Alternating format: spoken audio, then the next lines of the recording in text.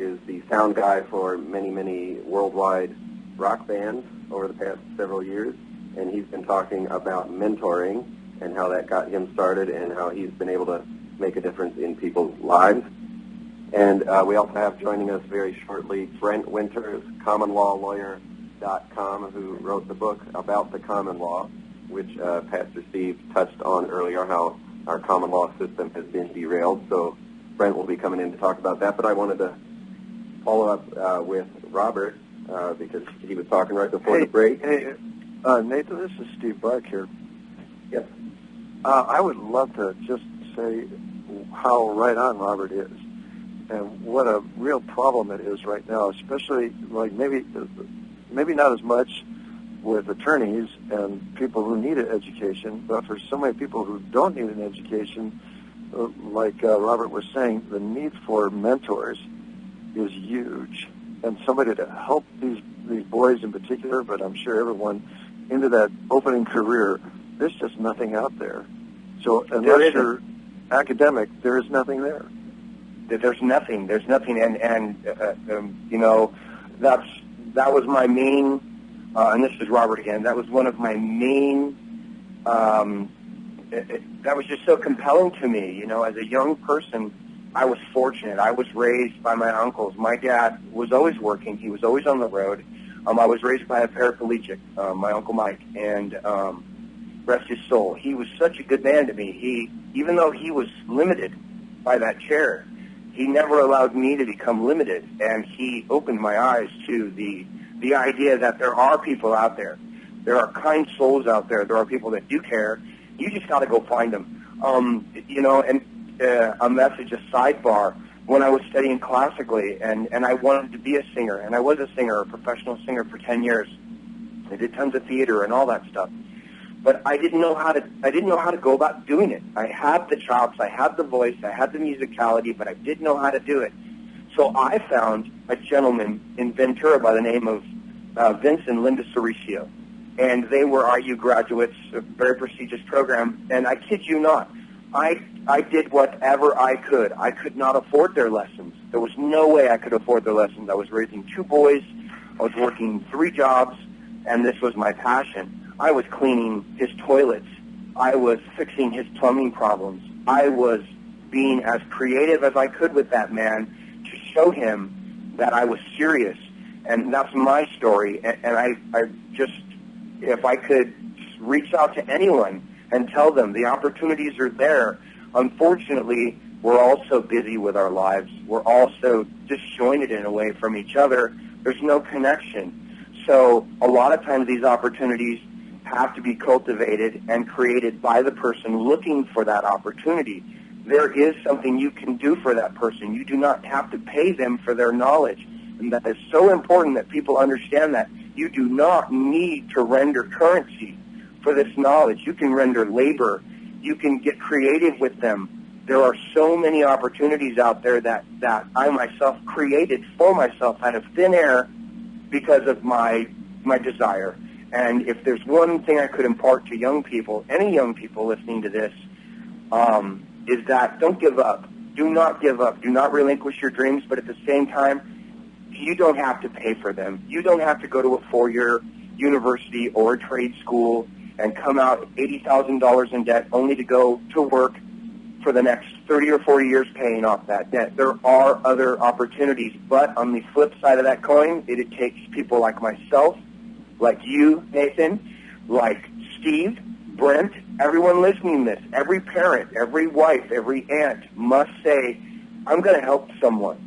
This is what I do. I love what I do. I love the entertainment industry, and it's because of that passion that I try to steer young people, frankly, sometimes away from it. It's not what they think it is.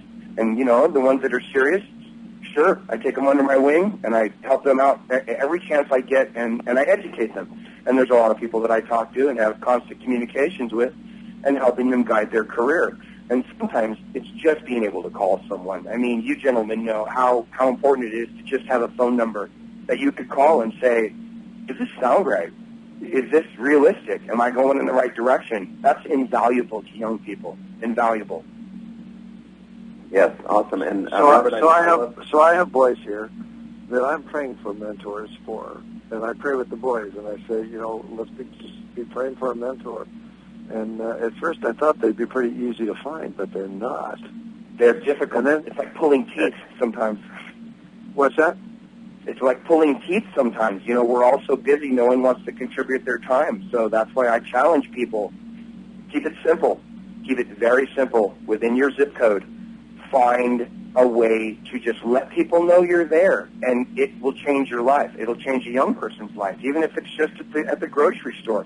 I mean, I can't tell you how many parents I've talked to, and they're just like, I don't know where to send him. I do not know the first thing about this. If I knew someone that I could put him in front of, or her in front of, she wants to be a surgeon. Is she prepared for that hill that she has to climb? Some people, they get this very dreamy-eyed state of what they want to be and what they think their career path is.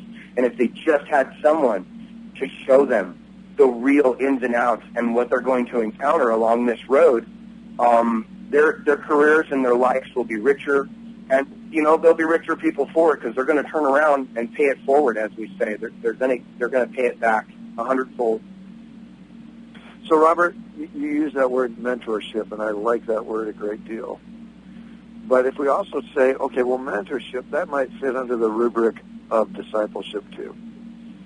So if we have our churches and they're full of people that God has commanded to go and make disciples, like if our churches just said, you know what, who are you discipling? So the opportunity is to help somebody in their career, but to help them do it like Christ would.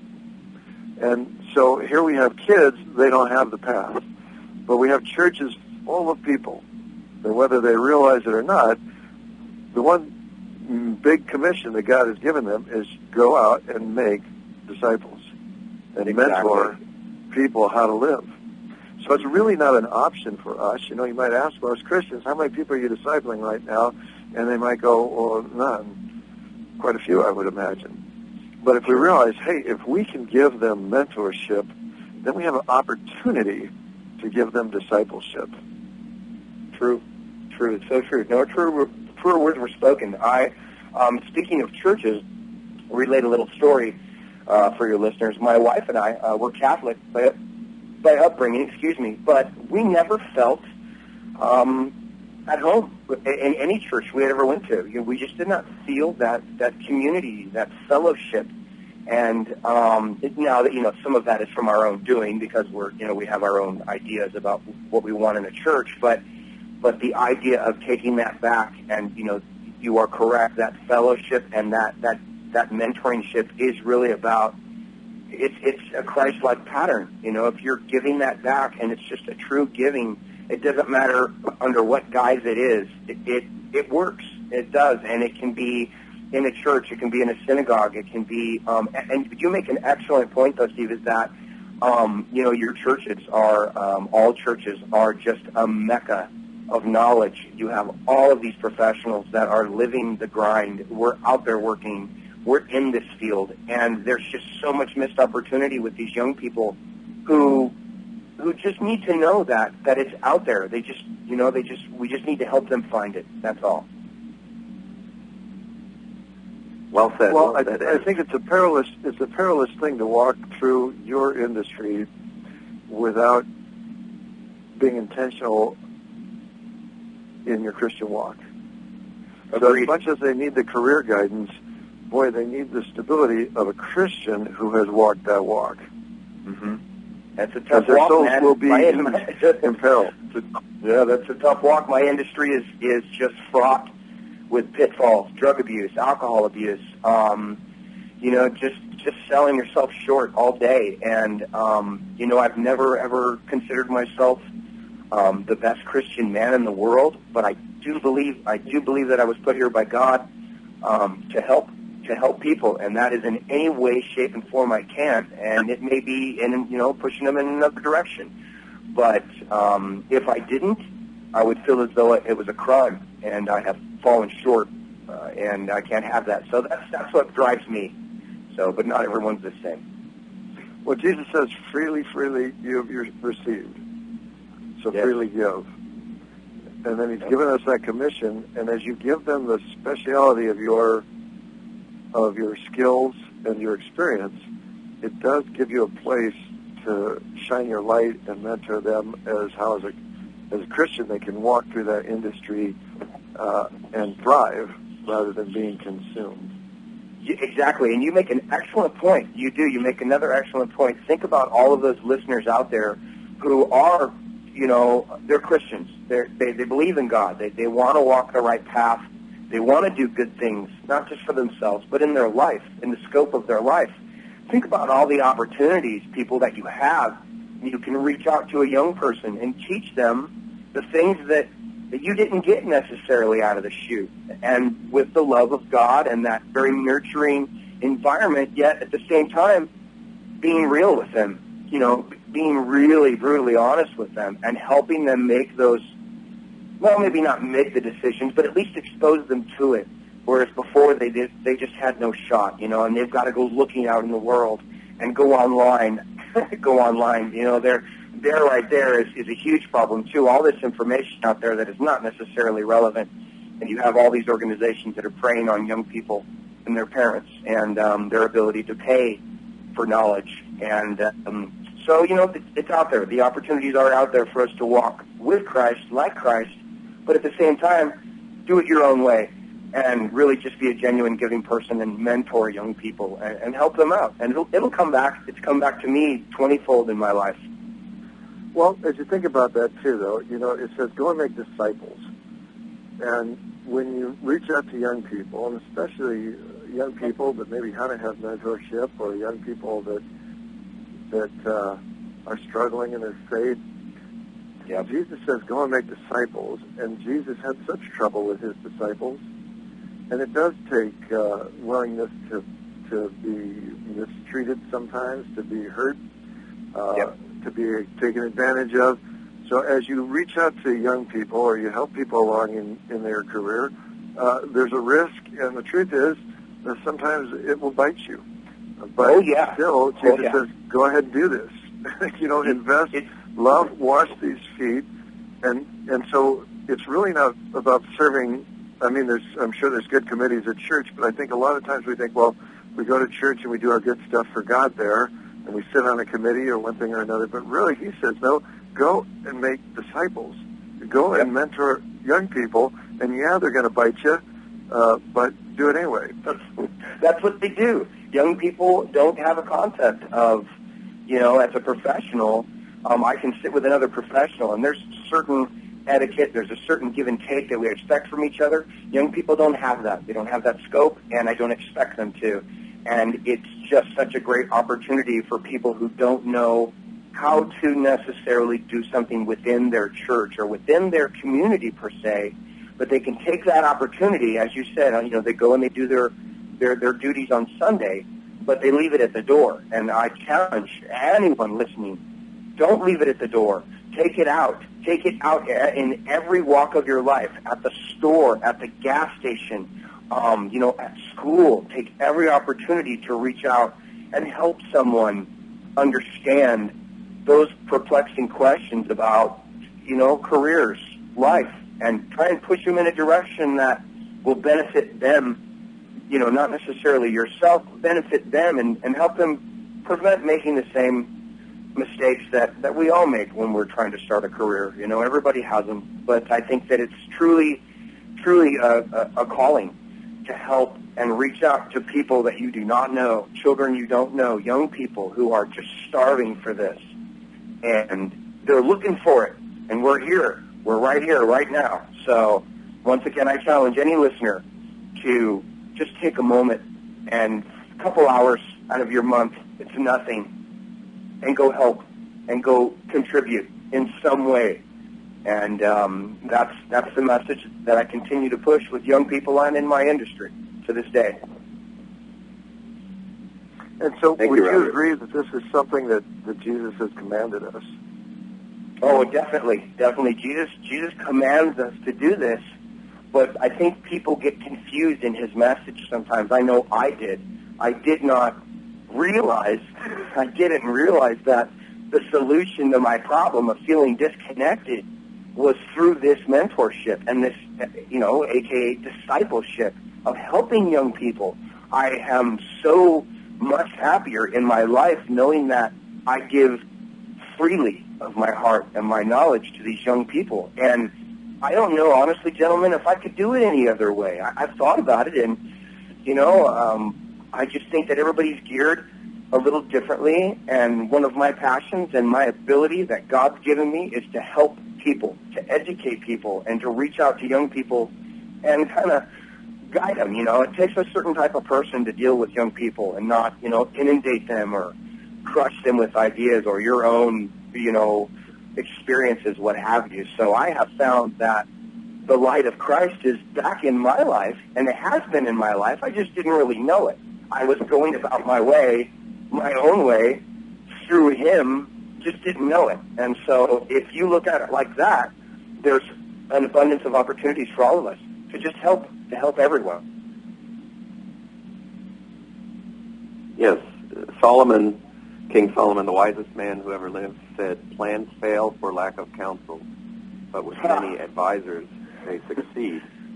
Yep. And ideally, this will start at home with fathers and mothers. And my brothers and I were blessed to be mentored by our father. And my brother Scott and I now work in the law firm with him.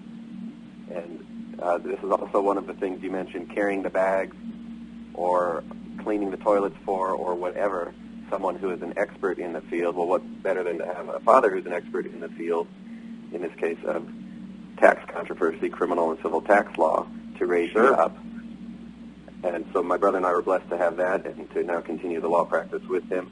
But it goes beyond that in that we also have outside advisors. And in fact, one of my father's good friends is now my good friend and Scott's good friend and advisor, and that is Brent Winters, who's also on the line with us. Brent? I'm here. Welcome. Oh, thank you very much. I've enjoyed listening to the interview. As I contemplated so many things, it brought so many things to mind.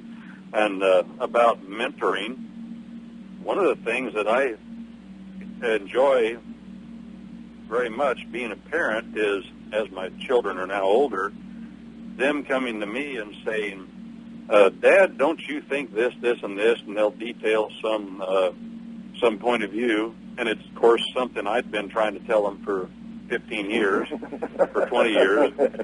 And I'd say, yeah, I said, that makes good sense. And, of course, they never give me credit, never even know where they got it, I don't suppose. But I know I've done the same thing to my mother and father. But that's a good feeling when that happens. As they say, let God get the credit, and I'll take the enjoyment. I didn't get the credit for it, obviously. They didn't give it to me, and there's no sense in me saying, well, I've been trying to tell you that for 15 years.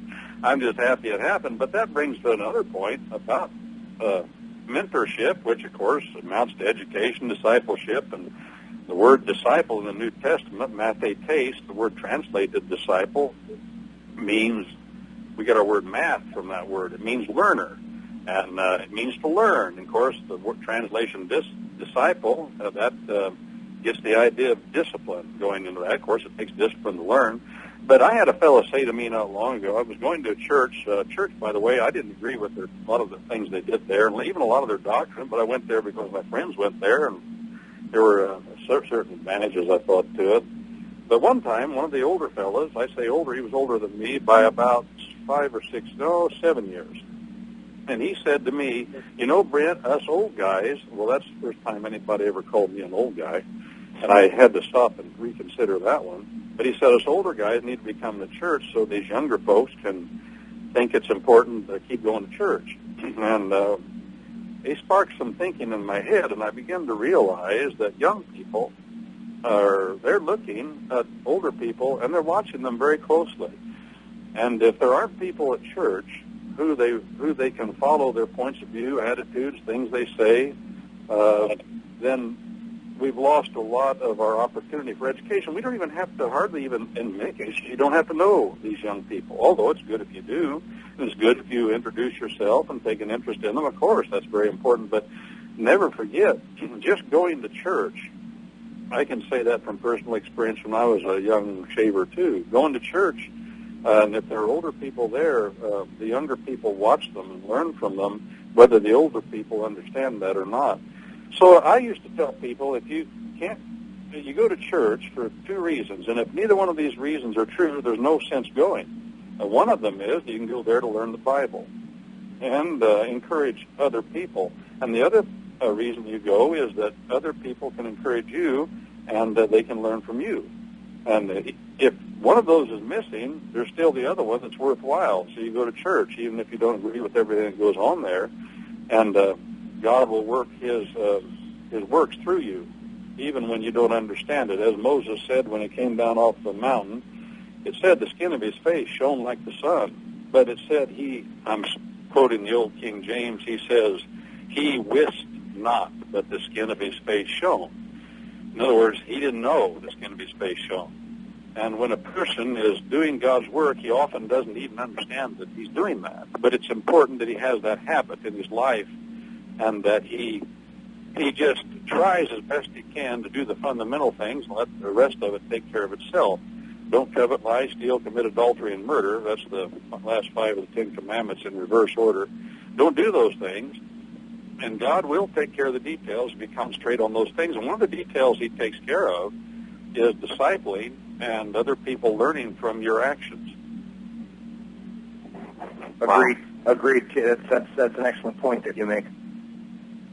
Well, I think too.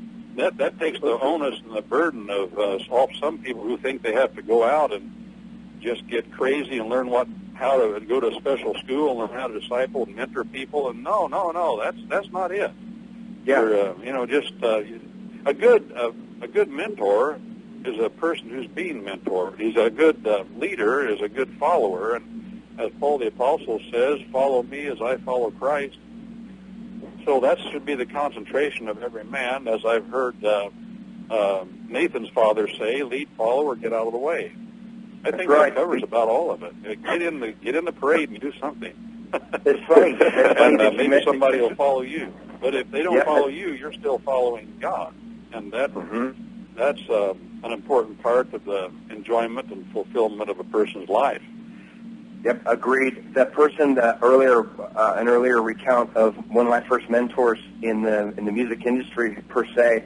I wanted to be an opera singer, and this gentleman, Vince Cericio, is to this day one of my best friends now. And before he was just doing his thing. He was giving away the love and helping me. And now, believe it or not, gentlemen, I'm his mentor. So it's come full circle for him, but he wouldn't have had that pleasure, and neither of us, had he not opened his heart, and said, "Okay, I see potential in you, and I'm just going to help you as much as I can." And so now he calls me for advice, which is a little weird for me at times, but it just does show you it comes full circle. Yeah, well, I appreciate how intentional Robert is about it. That he is looking for people to mentor and disciple, and it strikes me that that's where he's finding a lot of animation from life. That as he's doing what he was commanded to do, he says, "I can't think of doing it any other way." And so it strikes me that we ought to just have that eye when we go to church on Sunday morning. Who is it that I could disciple? Who is it I could love and help out and help up? Especially if these young people who are really apprehensive and frightened today about getting a career and being able to make it in life. Exactly. Nathan, you made an excellent point last night in a connection with that. Is you walk around. We were walking around last night in Las Vegas going to dinner, and you can see people. You can see them for who they are. You can see them in fear.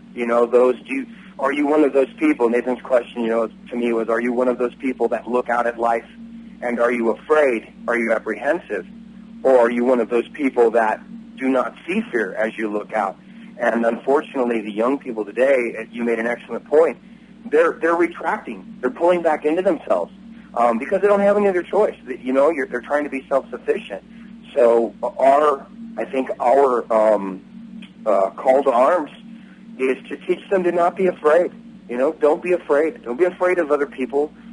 Yes, you need to be apprehensive in certain situations, but the overall fear and loathing that we have in our society and that standoffish, at arm's length, it needs to be dealt with. It needs to go away. You know, everyone, especially in a city like Vegas where I live, everybody, you know, is kind of looking at everyone askance and saying, hey, you know, what's this guy want from me? What's this girl want from me? You know, and it doesn't necessarily have to be like that. You know, granted, you do have to have some guidance and some anchorage in your life, you know, but you know, I think that's part of it too, is that the young people are retracting into themselves because they don't have anyone to look to. So it's a great need and a great opportunity for the church. And I wonder what Brent could tell us about how to initiate mentorship or how to find folks that we could be intentional about. Steve, was that you? Yes, Steve, I could, the connection you have is a little bit weaker, and I was listening close to try to determine what you had said. I heard you mention my name. Can somebody repeat that again? Yes, he was asking how we can find more opportunities to make a difference in other people's lives, to paraphrase. Oh, then he directed that toward me? Yes. Okay. Well, I think, as I'd said before, from my perspective, is you have to be available. You have to mix it up with people a little bit. And if you're not available, if you're not mixing it up with people, other people in the world, then those opportunities aren't going to happen. As a practical matter, I've been locked in a room for about 3 or 4 days now. I say locked in. I could get out if I wanted, but I was so desperate to get some things done. I got up early in the morning. I stayed here, and then by the time it was 8 o'clock at night, I was burnt out. I tried to get something to eat and calm down and go to bed. Well, it's been a few days before that. Yesterday evening, it was 3 or 4 days before yesterday evening, I said to my family, I'm leaving. Where are you going? I don't know. I got to get out of here. I got to be around people. I'm about to go stark raving mad. And, there's somebody you got to see? No, I don't have to see, and I don't have to really talk to anybody. I just have to be around people. And I did that, and I felt better. Just being around people. I don't know why that is. There must be some kind of weird force or it's a connection. It's who we are. Effect. It's humans. It's a human nature. You need it. Yep. Yeah, well, it worked. I'll say that. And I didn't even talk to anybody, but I just sat and, of course, I said excuse me to a couple of people in line at the coffee shop. I did get a cup of coffee.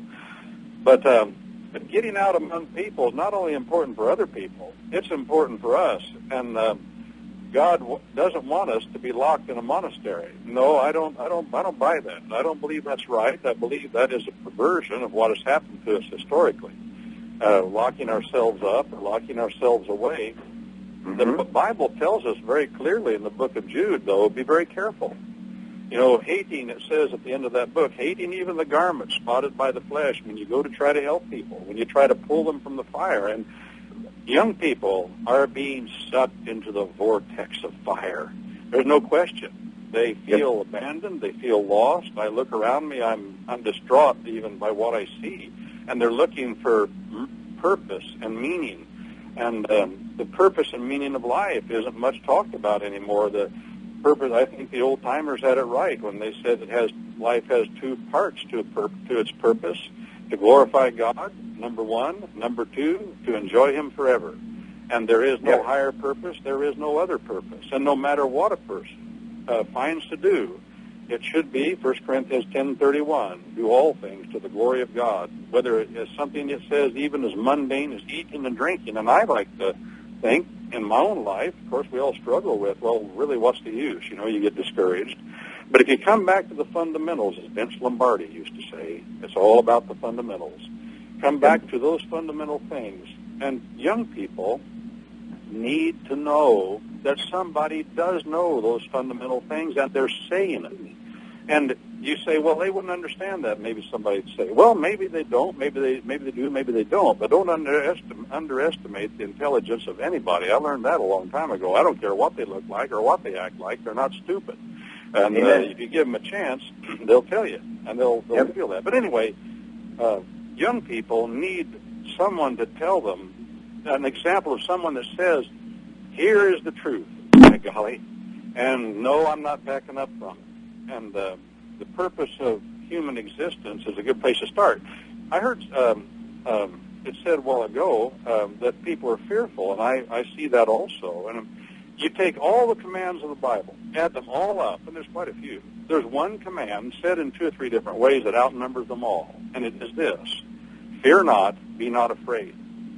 And then it says at the end of the Bible, next to the fourth to last, right toward the end, the book of 1 John, it says, perfected love throws fear clean outside. It doesn't say it throws fear outside. It says it throws fear clean outside, and the perfected love that God has given us is the sacrifice of Jesus Christ, His Son, on the cross for our sins.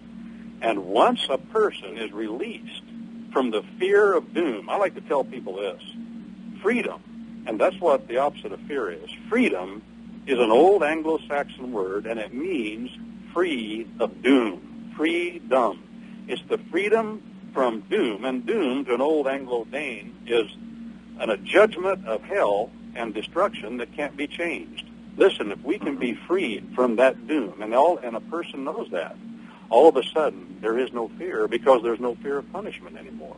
That's what young people need to know. But, anybody who is still in this world and can make a moist place on a mirror or a piece of glass is still alive. They're in the now generation. And they need to know that, too, no matter how old they are. Freedom from doom brings freedom from fear, and freedom from fear brings productivity of life. And without that, there can't be any productivity. That's what young people are missing. And so that's the first thing they need to be taught, is how to free themselves from doom. Because, that people that are afraid and fearful, it's not that they're afraid of nothing. They're afraid of something very real, and God's put it inside of us. And they fear hell, and they fear the consequences of the great judge of the universe. And most people, especially when they're young, they don't really understand all that. But God has put that inside of us, and it's important. It's what they say: guilt is the gift that keeps on giving, and as guilt is to the soul, pain is to the body.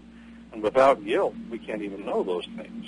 Well, I'm getting a little bit of fuel, not much, but that, I guess, is what comes to mind when that kind of a question comes up, Nathan and Steve. Thank you for that, Brent. And yes, one of the things we wanted to really touch on, or a concept, an underlying concept of these 2 hours today, is not just reflecting upon what's wrong in the world and the things that are going on, the illegal taxation, the Federal Reserve, the bad school system, et cetera, but rather, what can we do to make a difference? Because just sitting around talking about how bad things are only makes it worse. One of my favorite Bible verses is Philippians 4, 8, and 9, which in paraphrase is, whatever is pure, noble, excellent, praiseworthy, et cetera, think about these things, and the God of peace will be with you. You'll have peace, which is a component of freedom.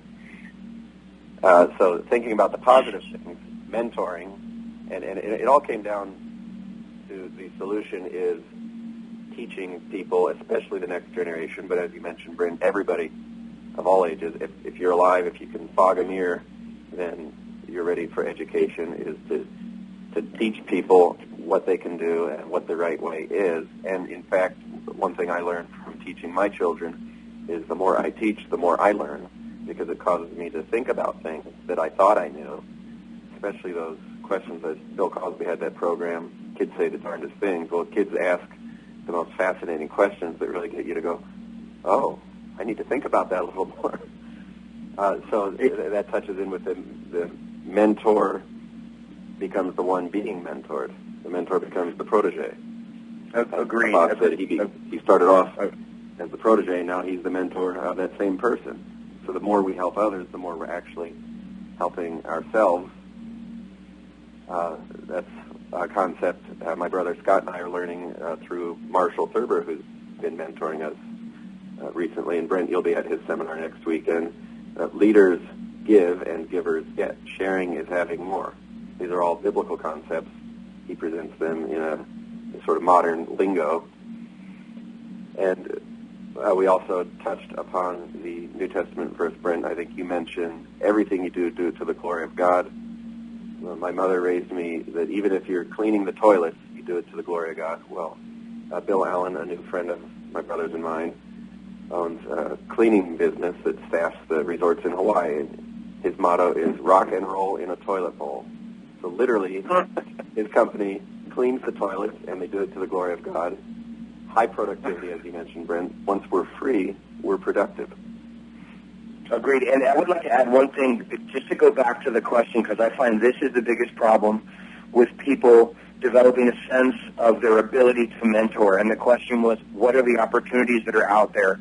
And the opportunities abound. But first of all, they start with us. That opportunity starts within ourselves. And it's so easy to do. We do not have an organization or a structure in place in the United States right now that fosters mentorship. We do not.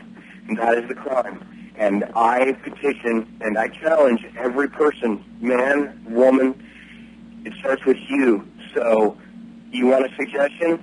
Start with your professional life.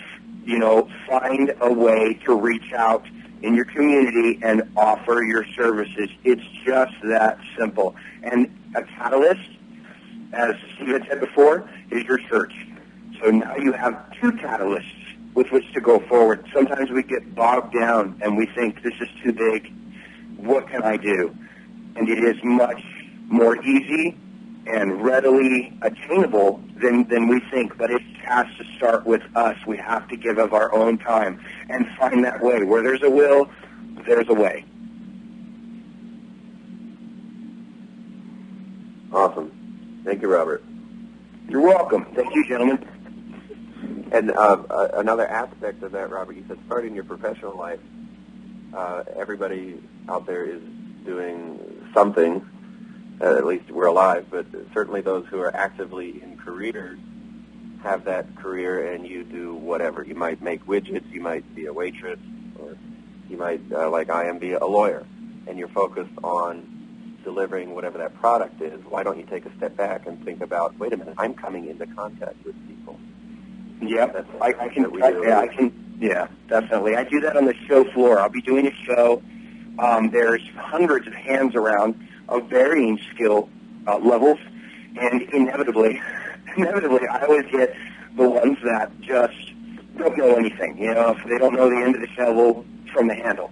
But it's my challenge to myself, and I stop myself. Whereas other professionals that I can look around and see them right on the same show floor I am, they don't have the patience. They push them aside. Okay, you don't know how to do that? I want this guy over here. Who does know how to do that? You know, so whereas what I do is I stop and I ask the young person, do you know how to do this? And they look at me and they go, I have no idea. And I teach them. I stop right there, and it takes more time in my day, and yes, I'm a little behind, but I stop and I teach them the correct way that it should be done in a loving, professional way. And they look at you differently. And that's how I challenge people. It's a gift. It's a constant gift that you're giving, and it happens every day with everyone you meet. You just try and give a little bit of yourself, and you're mentoring.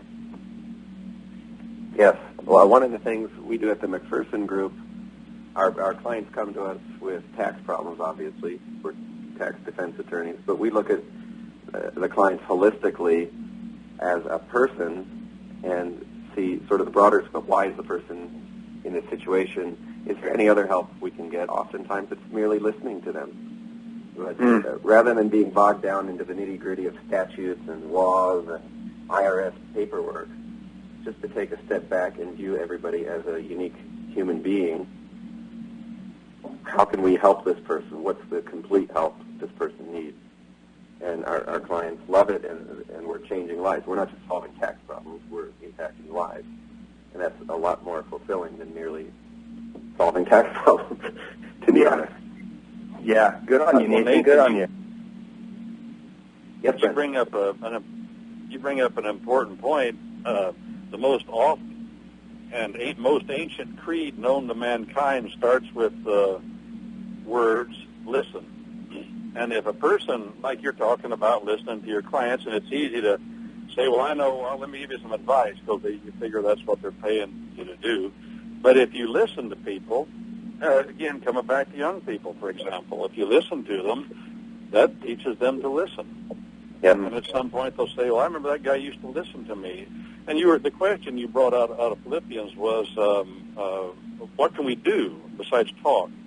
You know, they say in politics, you can't win in politics without the 5 W's. And the 5 W's in politics are when women work, we win. Because in politics, people discover that women work and men talk. I guess that's the way nature's geared men. I don't know. But without women, you can't win because they do the work. So men like to talk and talk about abstract things in their councils. But one thing we can do is at least acknowledge in our talk what can be done. And listening, I believe, has to be the foremost first thing anybody ever does that's practical, a doing thing. And I believe that's why God puts it at the beginning of his covenant with his people there in Deuteronomy chapter 6 when he said, listen. And the other point that comes with listening is not only is that the Hebrew word there, Shema, doesn't just mean to listen. It's like the old English word fetch. It has 2 parts. Fetching means going and coming back with whatever you went to get. Well, this word means listen, and then it has the second component, which means heed, whether it be wary or do something. So when we listen, if we really understand it from God's point of view, it means to hear what's supposed to be done or hear what needs to be heard and then discern from hearing what must be done. And the number one thing that we must have when we listen to people, again, coming back to young people, for example, you got to have the facts. And without the right facts, all of your reasoning, all of your thinking, all of your learning is to naught. It means absolutely nothing. They say in the legal community that a lawsuit, people that really think about it anyway, a lawsuit is not a lawsuit at all. It's a fact suit. Because facts are number one. We aren't asking the jury what the law is. We're asking them who done it. You know, who's liable here? Give us the facts, Mr. Juryman. And that is a good picture, I think, of all of life. It is no accident that most all of the New Testament is nothing but flat facts. You have 4 Gospels and then the book of Acts, which, of course, is just intensive facts, pure history. We have the same thing in the Old Testament. And upon those facts, then after that, come the conclusions and the theology, as they say. So when we're listening to people, I'm trying to bring it clear back around. I believe we're talking about mentors. And I'm learning as I listen to this, by the way, and as I talk sometimes, I think of things I've never thought before. This discussion is invigorating. But listening has to be number one. I'm convinced of that because it comes down to you got to get the facts. And once you understand another person, you won't come to wrong conclusions about them, and it may help you. Well, matter of fact, it will help you, help them through whatever they need help through, whether it be understanding or a practical solution to their problems. Agreed. Thank you. And you learn yourself. Brent, I wanted to come back to your book, and I may have misquoted your website. It's commonlawyer.com. Is that correct, Brent? That's correct, yeah. But if they typed it in the way you said it, it'd still come up, I think. Okay. Well, circling back to the beginning of the program, where Steve took us through the law behind how he's able to host the school on church property and 2 days a week have religious instruction, and how the country was derailed from our common law system. He's been reading your book, so why don't you tell us a little bit about your book and the brief history, what your book describes. And do so in less than 10 minutes. I can do that. No, well, I won't leave room for somebody else to say something. I can say a few things that are fundamental. Our common law, there's only two legal traditions in the world, 2 traditions of law and government. There are no more, never have been anymore, and never will be anymore. I'm not the only person that said that. I'm in good company. Abe Lincoln said that in his debates with Douglas back in Illinois. He said there are only 2 approaches to government, 2 political parties, the way he put it. One of them says you work, you sweat, you earn bread, and you eat it. And the other one says, you work, you sweat, you earn bread, and the other fellow eats it. And he then went on to characterize that as the divine right of kings versus the common law. He didn't say it exactly in those terms. But there is the common law, and then there is the civil law. There is the law of the land, as our Constitution and as Magna Carta say, and there is the law of the city. And civil is the old Latin word for city. And when I say city, I mean originally the city of Babylon, as Maitland tells us, and then the city of Rome. And the Code of Rome, here's what I'm coming to, the Code of Rome, the Code of Justinian, governs nearly every country in the world today, from Japan to Vietnam to Germany to South America. And there are only about 5 common law countries in the world, and those common law countries are the light of freedom. There will not be freedom in the rest of the world, not as we understand it in America. We have, as Americans, really nothing in common with Europe, the continent of Europe. We have much in common with the country of England. Not the country of Scotland necessarily, but the country of England and Wales. And that little island has produced engines of wealth and prosperity by their common law that the rest of the world does not know anything about. Russia has 1/6 of the land mass of the world.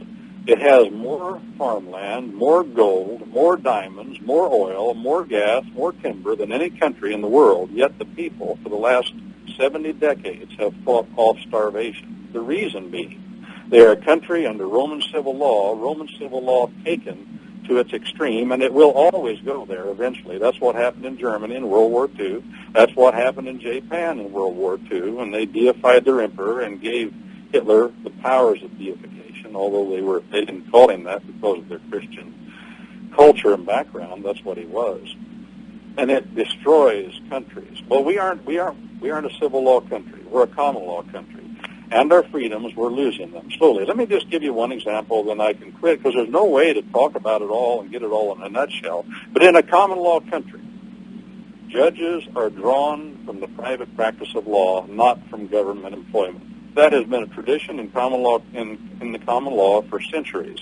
But today, Justice Roberts, for example, 2006, in his annual report to Congress, Chief Justice Roberts said that no longer are there more lawyers on the benches from the private practice of law, from the private bar, than there are from government employment.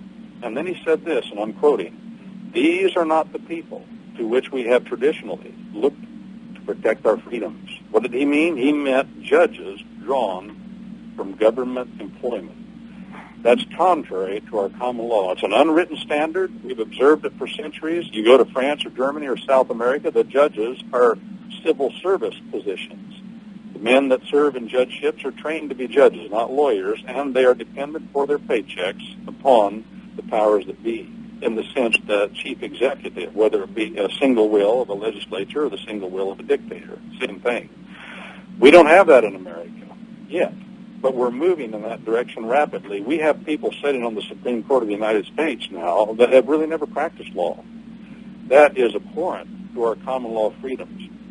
The freedoms we get from that tradition that has come to us by the providence of God. You know, it says in the Declaration of Independence, the laws of nature and the laws of nature is God. William Blackstone tells us forthrightly that the first part of that phrase, the laws of nature, refers to the general revelation of God, the common law of government and law. And the second part of that phrase, the laws of nature's God, is special revelation, and that refers to the Bible. That's what our founders understood. Those are the terms they had with which they had to speak to be understood. And today we've lost that again. And because we've lost it, we're losing our common law. Because we're losing our common law sensibilities as Americans, we're losing our freedoms. And this is the fellowship that we have as Americans, is our common law, no matter what walk of life or what color of our skin. And, for example, one more thing I want to throw in. The jury is a creature of the common law. The common law jury doesn't exist anywhere in the world except in the English-speaking world. And if we lose that, we've lost everything. But that's kind of the difference. And the thing I want to get across is, as the Bible always paints things, there's a right and there's a wrong. There's an up and there's a down. There's a man and there's a woman. There's no third entity. It's Adam and Eve, not Adam and Steve. And then also there is the common law and the civil law, the law of Babylon, of the evil empire. And there is the law, the natural law of God in general revelation. That's what the book's about. As quickly as I've ever said it, probably. And that's not too quick. That was an excellent overview. Thank you, Brent. You mentioned the common law jury. I wanted to bring up California recently passed, both in the House and the Senate, or they call it the Assembly and the Senate. This was, I believe, in September. In the state of California, to serve on a jury, to be required to serve on a jury because it's mandatory. You no longer need to be a citizen of the United States. Those who are here on visas or with green cards will be required to serve on the jury in California. You mentioned that juries only exist in English-speaking countries, the common law countries. So we now have people who are visiting the United States temporarily on a visa, coming from a country with no concept of the common law, no concept of what a jury is, now serving on the jury, determining whether you go to life in prison or go to prison for several years, or whether you go free. That to me is certainly not. Concept. Yes, that certainly doesn't meet any concept of peers as Magna Carta presents the word, or as it's understood in under our constitutional government.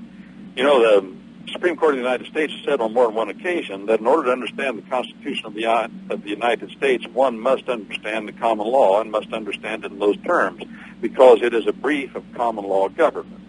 And when our Constitution says trial by jury, it doesn't explain it. It assumes a lot, and it does not assume what you just said, for example. No, I would agree with that.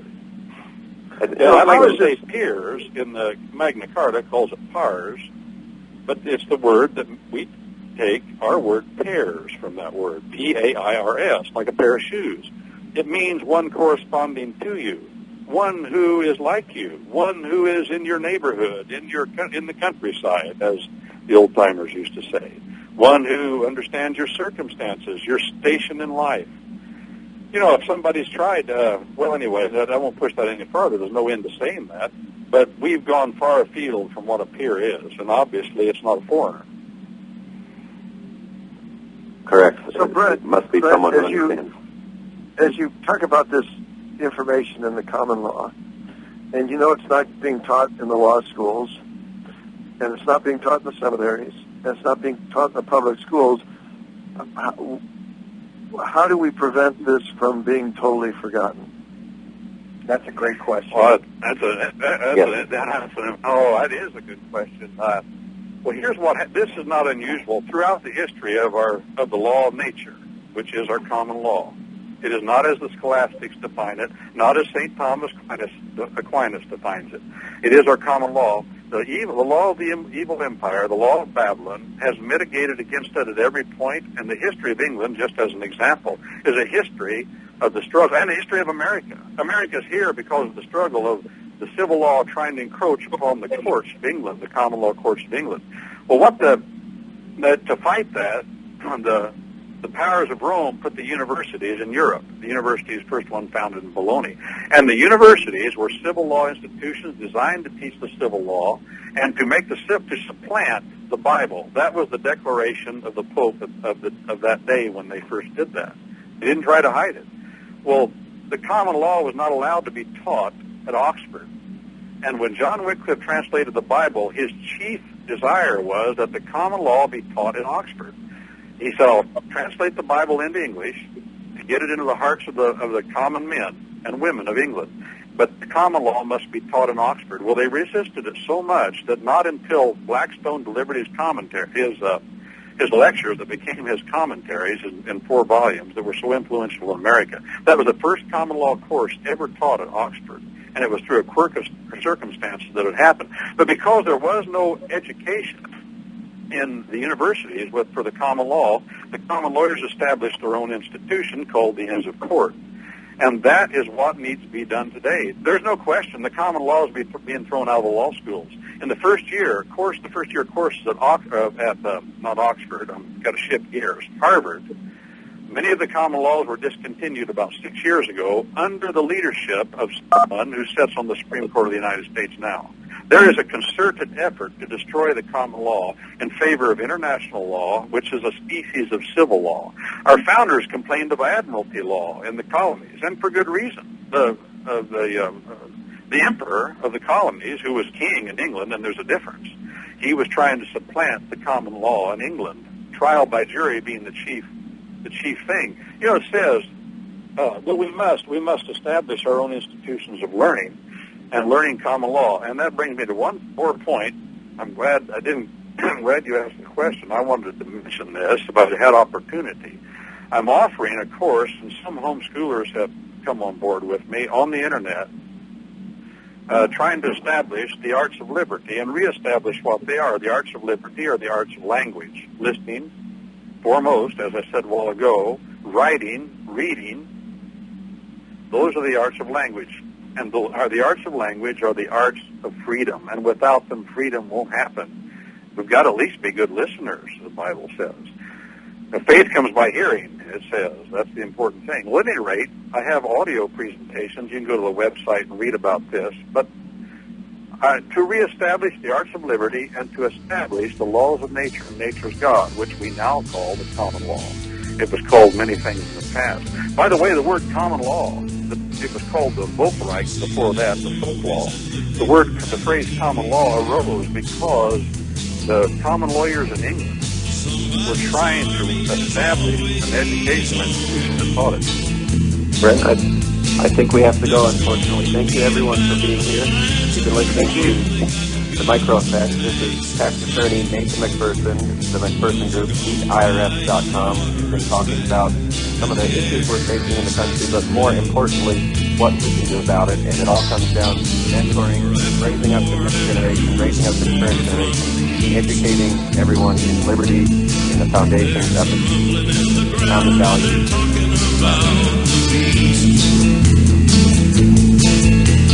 Good mothers cry 'cause the rivers run high with the blood of too many sons. Some people say peace is on. We interrupt this program for an urgent announcement. The power's gone and the lights are out. We now have an emergency situation. Time to light your emergency candles. Don't have any? Then it's time to order your supply of emergency grab-and-go candles from LisaKCandles.com. The emergency candles outperform even the most extreme conditions. They are soot and toxin-free and have a natural extended shelf life. The time is now, so don't delay. Have emergency candles from Lisa K Candles ready when you need them, so you remain in the light and out of the dark. Go to LisaKCandles.com. That's Lisa, the letter K, Candles.com. Or call 731-441-3293. That's 731-441-3293. We now return you to your regular scheduled program already in progress. Regardless of the dollar price involved, 1 ounce of gold would purchase a good quality man's suit at the conclusion of the Revolutionary War, the Civil War, the presidency of Franklin Roosevelt, and today. You may not be in the market for a new suit, but you don't know what the future may bring. And gold is the one financial constant the world has ever known. It can always provide you with your basic needs. Whether you're looking for junk silver, old silver dollar rolls, gold bullion, or fractional tradable gold pieces, Kettle Moraine is your full-service representative with over 50 years of knowledge and personal experience. Visit FlyingEagleGold.com or call us at 623-327-1778 today for competitive prices on all your gold or silver needs.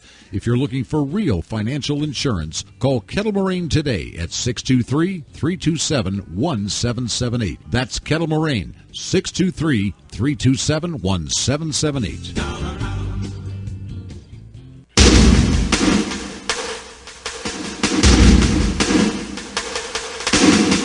TheMicroEffectLive.com. The Micro Effect, Kamei, Idaho, where every day is a holiday. Yes, sir. Where every paycheck is a fortune. Yes, sir. Kamei, Idaho, where every meal is a banquet. Yes, sir. Where your instincts will serve you better than your government. Yes, sir. I can hear you. Yes, sir. TheMicroEffectLive.com. The Micro Effect, a worldwide broadcast on the internet and on KU band satellite. Telstar 5, Transponder 5, The Micro Effect.